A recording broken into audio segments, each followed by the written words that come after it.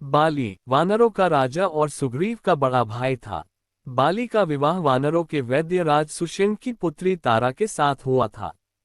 तारा एक अप्सरा थी। बाली के आगे रावण की एक नहीं चली थी। बाली के पिता का नाम ऋक्ष था, परंतु बाली के धर्मपिता देवराज इंद्र थे। बाली का एक पुत्र था जिसका नाम अगद था। बाली गदा और मल्ल युद्ध में पारंगत था। उसमें उड़ने की शक्ति भी थी।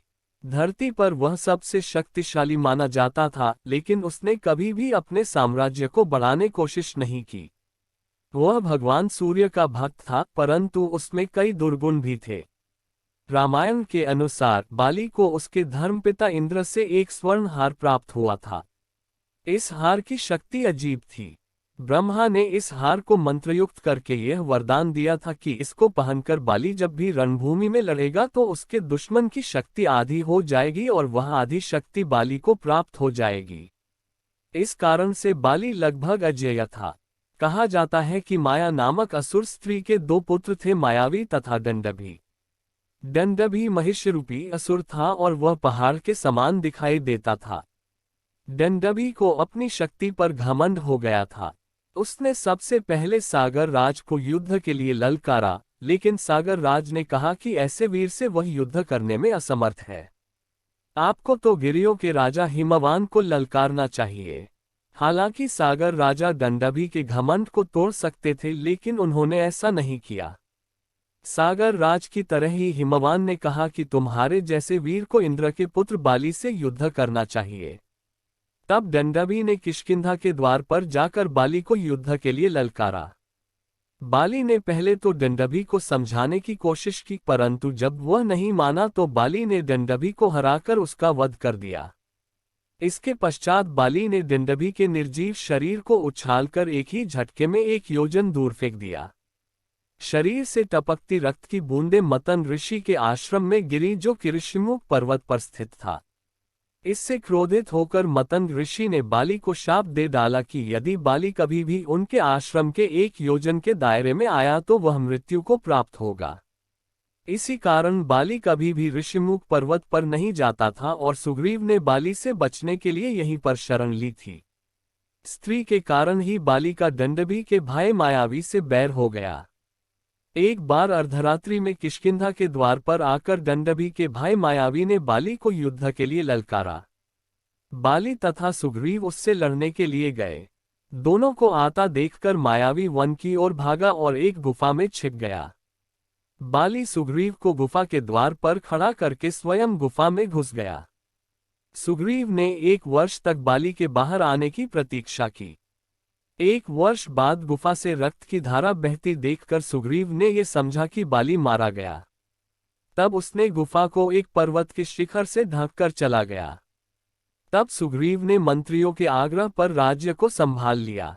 उधर बाली ने गुफा के अंदर मायावी को 1 वर्ष में ढूंढ निकाला। उसने मायावी का वध किया और जब वह बाहर लौटकर आया तो गुफा पर रखे पर्वत शिखर को देखकर उसने सुग्रीव को आवाज दी, किंतु उसे कोई उत्तर नहीं मिला। बाली जैसे तैसे शिखर को हटाकर अपने राज्य में पहुंचा। जब वहां उसने अपने भाई सुग्रीव को राज करते देखा, तब उसे शंका हुई कि सुग्रीव ने राज्य के लोभ के कारण ही यह सब प्रपंच रचा होगा। उसने सुग्रीव पर प्राणघातक प्रहार किया। प्राणरक्षा के लिए सुग्रीव ऋषिमुख पर्वत पर जाकर छिप गया। बाली ने सुग्रीव का धन, स्त्री आदि सब कुछ छीन लिया। धन स्त्री का हरण होने पर सुग्रीव दुखी होकर अपने हनुमान आदि 4 मंत्रियों के साथ ऋषिमुख पर्वत पर रहने लगा। रामायण में ऐसा प्रसंग आता है कि एक बार जब बाली संध्यावंदन के लिए जा रहा था तो आकाश मार्ग से नारद मुनि जा रहे थे। बाली ने उनसे अभिवादन पूर्वक पूछा कि कहाँ जा रहे हो? तो नारद ने बताया कि वे लंका जा रहे हैं, जहां लंकापति रावण ने देवराज इंद्र को परास्त करने के उपलक्ष्य में राजभोज का आयोजन किया है। कुछ देर रुकने के बाद नारद ने चुटकी लेते हुए कहा कि अब तो पूरे ब्रह्मांड में केवल रावण का ही आधिपत्य है और सारे प्राणी, यहाँ तक कि देवतागण भी उसे ही शीश नवाते हैं। नारद से ऐसी बातें सुनकर बाली ने कहा, हे मुनिवर, रावण ने अपने वरदान और अपनी सेना का इस्तेमाल उन लोगों को दबाने में किया है जो निर्बल हैं, लेकिन मैं आपको बता दूं कि मैं उनमें से नहीं हूं और रावण के भोज में जा रहे हैं तो ये बात रावण को स्पष्ट कर दें। नारद जी ने बाली की यही बात रावण को जाकर बड़ा चढ़ाकर बताई, जिसे सुनकर रावण क्रोधित हो गया। उसने अपनी सेना तैयार करने के आदेश दे डाले। नारद ने रावण से भी चुटकी लेते हुए कहा कि एक वानर के लिए यदि आप पूरी सेना लेकर जाएंगे तो आपके सम्मान के लिए यह उचित नहीं होगा। ऐसे में रावण ने बाली से अकेले ही लड़ने की ठानी। वह अपने पुष्पक विमान में बैठकर बाली के पास जा पहुंचा।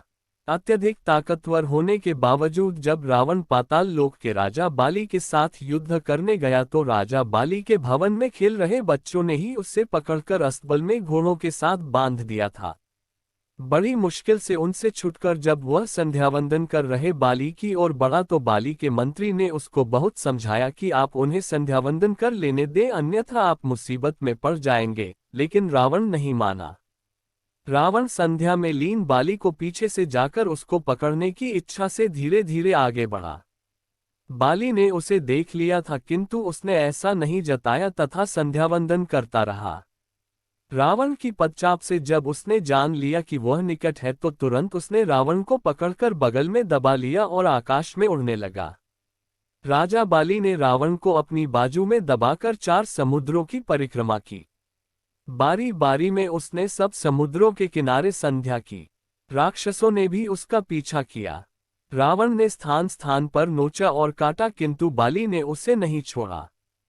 संध्या समाप्त करके किष्किंधा के उपवन में उसने रावण को छोड़ा तथा उसके आने का प्रयोजन पूछा। रावण बहुत थक गया था किंतु उसे उठाने वाला बाली तनिक भी शिथिल नहीं था। रावण समझ गया था कि बाली से लड़ना उसके बस की बात नहीं है, तो उससे प्रभावित होकर रावण ने उससे मित्रता कर ली।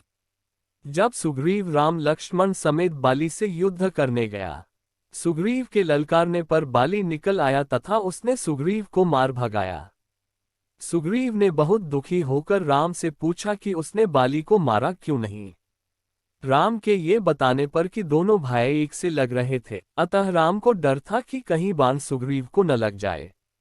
राम ने सुग्रीव को गजपुष्पी लता पहनकर फिर से युद्ध के लिए भेजा। बाली ने जब फिर से सुग्रीव की ललकार सुनी और लड़ने के लिए बाहर निकला तब तारा ने बहुत मना किया, पर वह नहीं माना। युद्ध में जब सुग्रीव कुछ दुर्बल पड़ने लगा तो पेड़ों के झुरमुट में छिपे राम ने बाली को अपने बाण से मार डाला। बाली के मरने पर सुग्रीव किष्किंधा का राजा बना और अंगद को युवराज पद मिला। तदनंतर सुग्रीव ने असंख्य वानरों को सीताजी की खोज में भेजा। धन्यवाद।